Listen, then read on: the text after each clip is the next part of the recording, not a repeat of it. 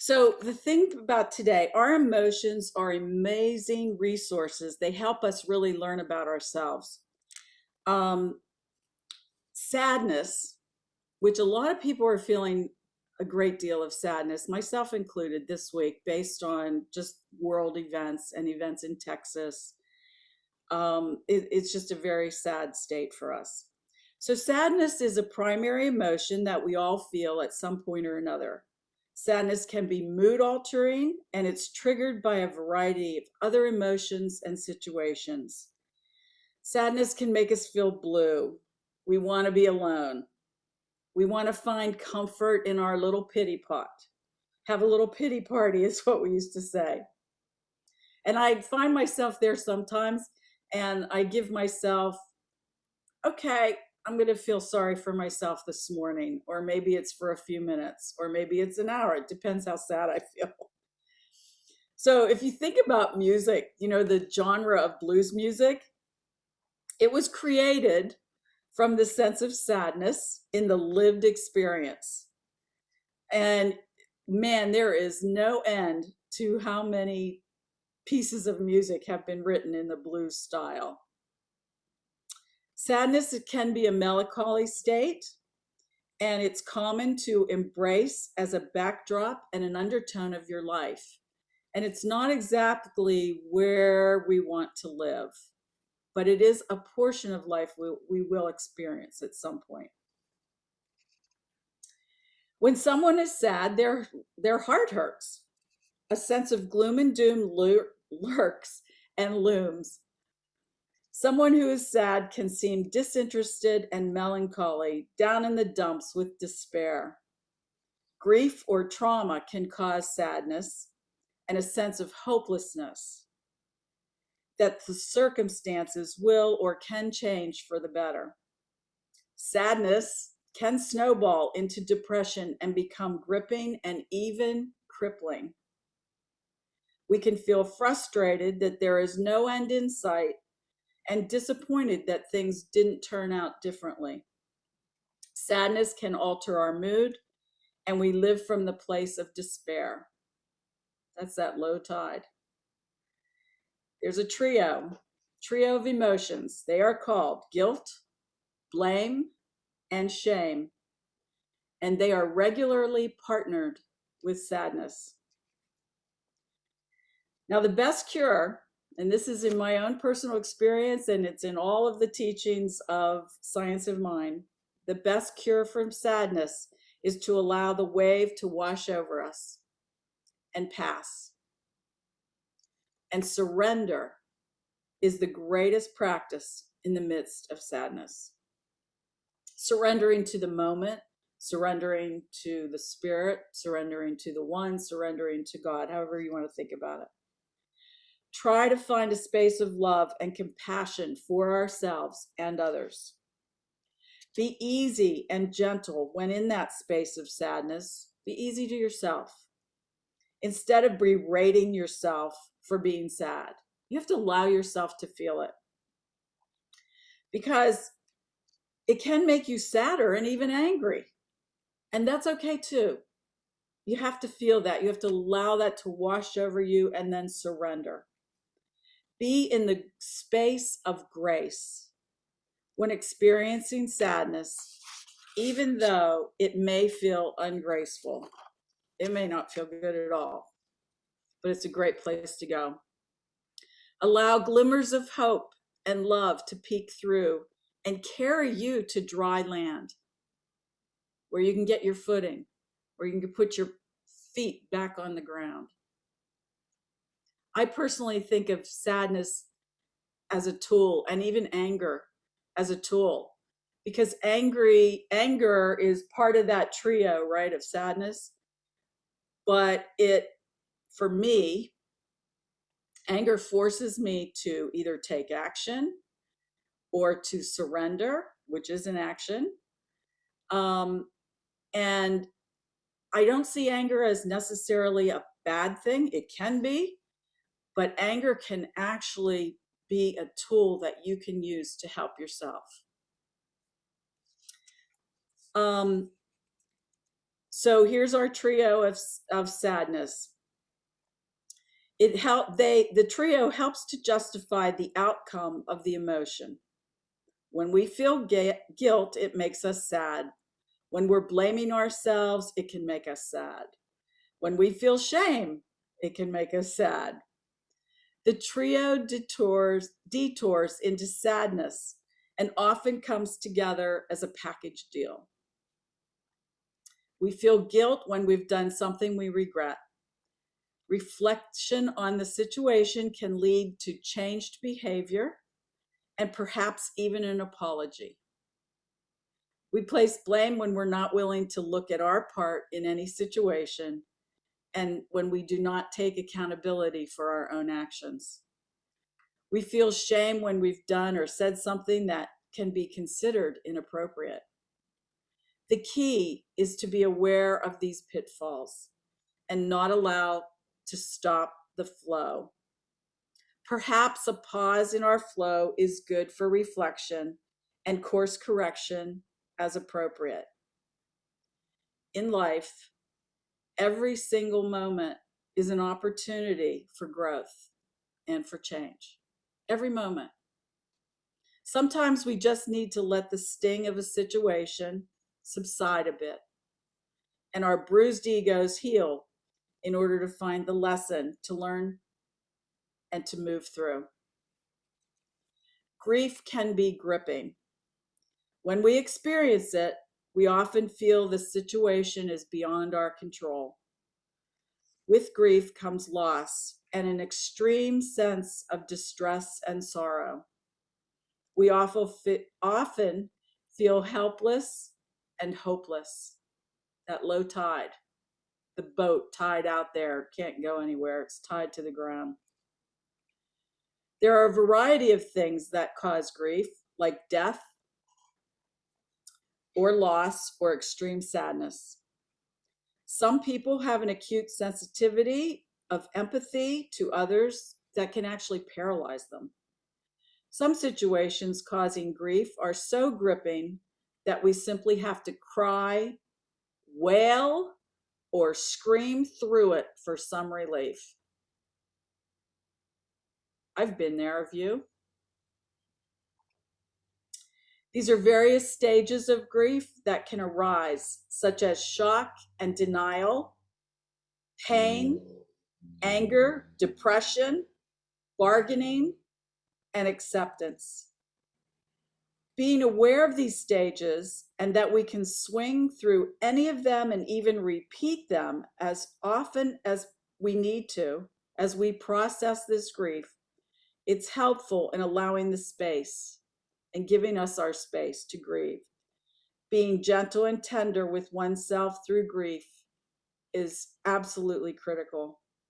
Being able to allow oneself to process through grief and not be absorbed by grief and stop living is important to moving through successfully. It is a process. It's a process to move It's through 11 grief, o'clock. and it does take time. Love. Patrick always said, love is all there is. And if you guys recall, and the rest we made up. Well, love is the soothing balm. Just like a healing ointment can soothe a wound, love can be a soothing balm for sadness. Perhaps it's talking to a friend that will simply listen while we cry and muddle through. Perhaps it's a spouse or a loved one that will simply hold us and rub our back through heartache and pain. Perhaps it's a solo walk on the beach while silently listening to the sounds of the water soothe our soul, or a walk in the woods and let the silence of nature and the caress of the trees nurture us back into wholeness. Maybe it's sinking into a favorite piece of music or literature that has notes or words that bring life to how we're feeling in a meaningful way. One of the thoughts I had when we were listening to Andrea Bocelli and Celine Dion sing The Prayer that is absolutely one of my favorite songs. And it just, makes me want to cry every time I hear it, especially the ending of it. Um, that's how music touches me, as an auditory sense. It just sort of washes over me. I don't know about you, but I can put on certain music. It can totally change my mood, my mode, my motivation, anything really, in an instant. So music is just so powerful, and I would encourage you to use that if you need to. Um, you can immerse yourself in an aromatic fragrance that heals and soothes your senses, or soaking in a hot tub of salted water and calm your body. Or it could be a combination of things that, applied with the focus on love, brings peace to the soul. Whatever your application of love for yourself, allow it to be a soothing balm for any internal sadness, and allow it to bring grace and ease to the space of distress. So now I wanted to share with you a personal story. And one of the things, I'll start out with, when I was studying to be a practitioner, I had a set of quads. That's 4 babies that all look alike. And there were 2 girls and 2 guys. And out of the 4 of them, I had 3 of them as students. And Katerina, I had her in class, and she wore all these bracelets on her arms, both arms. And at that time, I was actually teaching a PE class. And you can't wear all this jewelry when you're doing PE. So Katerina, she had to take all the bracelets off her arms. And I used to watch her every class. She would do that first thing. And then at the end of class, she'd put them all back on. And it was just like kind of her thing. So at the time, I was studying to be a practitioner, and I was reminded of this song, called Velvet Handcuffs. And I thought, I love bracelets. That's kind of like a really cool thing. And so I decided that I was going to wear bracelets to be my velvet handcuffs to God. That was my thought process. Sticky notes are great, but they're not always in front of you. But this would be something that I could literally wear on my wrist, and it was my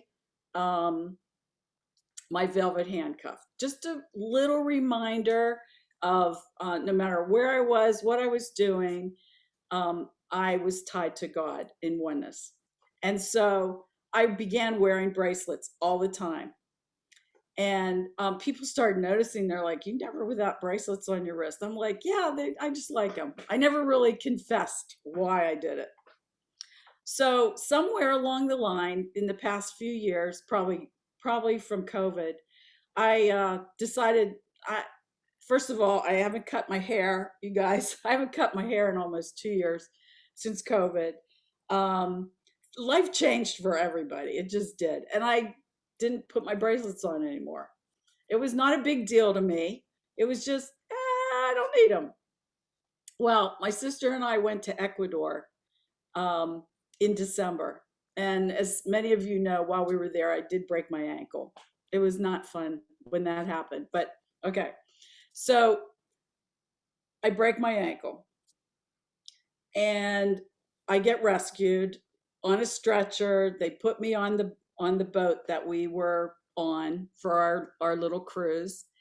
And one of the passengers, this husband and wife, um, he came over to me. The husband came over to me, and we didn't know these people really very well. We've only been on a boat with them for 2 days.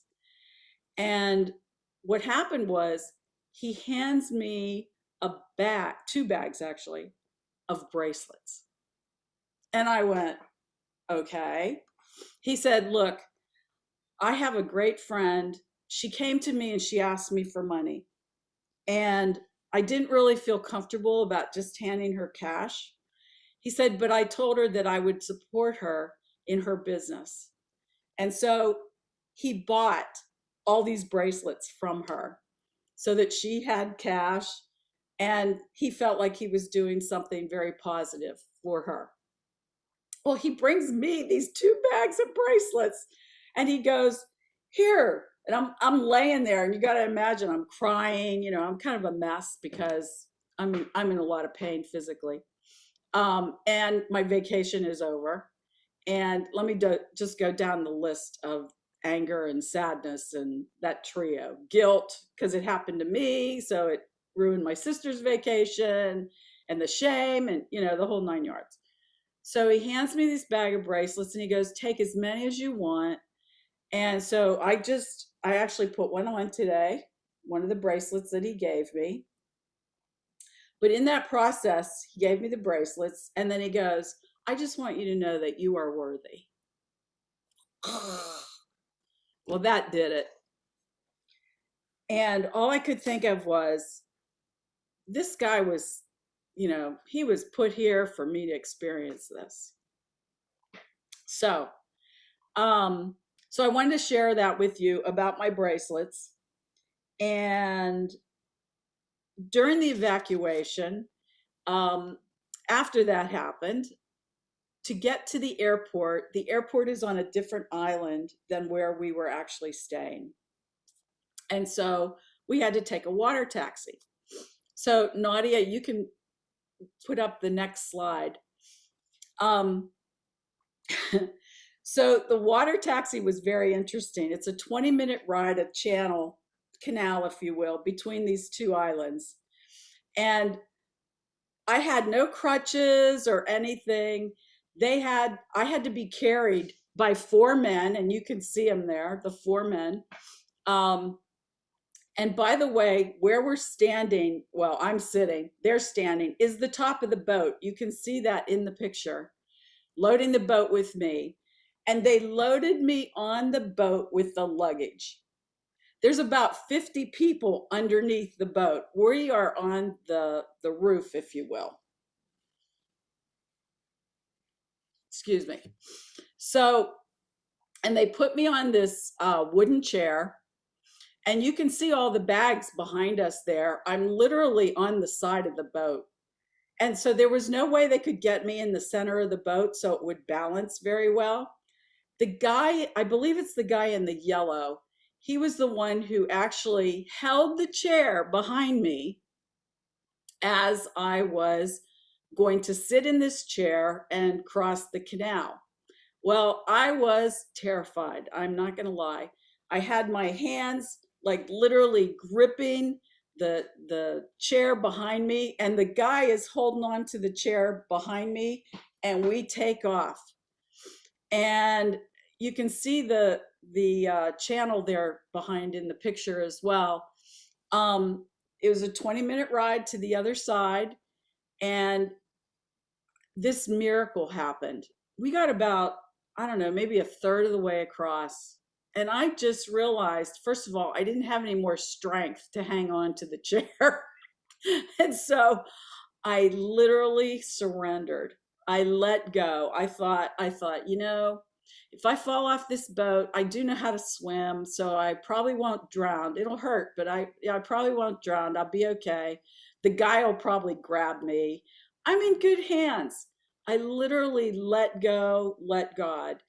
And I threw my arms open like the scene in the Titanic where they're against the sunset and the wind is going through their hair. And I just literally let go, and I sat there. And it was such a high experience, you guys. It was like the whole world opened up. I had the best view on the boat. I was like the Queen of Sheba riding across the canal. I had my own attendant taking care of me. It was just an amazing experience and just a total high. And coming from such a place of anger and despair and guilt and shame and all of that sadness, it just really, I had to surrender. I had to. It was the only way through, was to let go and let God take over. And I'm so happy that I had an opportunity to experience that bliss. Now, I will say it was a choice. It was a choice to let go, and to let God be in charge in that very moment. But I want to share with you that the view from that mountaintop really is that good. It really is. Not only was I ready to receive what I was experiencing, a union with nature and with God that is probably one of the highest awakenings so far I've experienced. Surrender really is one of the best solutions to sadness. Feeling the pain and walking through it. Carolyn Mace, we've all heard of her. She says in one of her books, surrendering your soul is cosmic liberation. And it truly, truly is. So let's see. Here we go. Thank you. Can you think of a moment when you had to surrender to anger, guilt, or shame? Did you dig deep into the ocean floor and find treasure? Are you in a place currently of anger, guilt, or shame? We're here to listen and give you the space to look at the dragon under your bed and tell it to lie down and go to sleep. So this is an opportunity for you to request prayer from one of our practitioners and allow yourself to see the joy and the truth of your life. Can you move to the next slide, please? Thank you. So now my question is, what is the name of your lifeboat? Maybe it's different now that you've thought about some of these things. Maybe your lifeboat name is different than it was before. Can you move to the next slide? These names crack me up. Who would name their boat Malaria? Oh my gosh. You do have a choice. You don't have to ride the Titanic. You don't have to ride Malaria. And you can move to the next slide. What will you name your lifeboat? Peace of mind? Joy? Prosperity? Dreamer? Zen? Compassion? Trust? Creative spirit? Destiny? Maybe the lover? Brother? Friend? Or gratefulness? There's all kinds of names that you can give your lifeboat. Look for those treasures in your life. Be grateful for those treasures. Sometimes you got to dig deep, and sometimes it's when low tide is when those nuggets can serve us because the layers have fallen off. There we go. Thank you, Nadia. Live in the calmness of God's love and make sure that your lifeboat is a name, that a label that you'd like to attach to your life.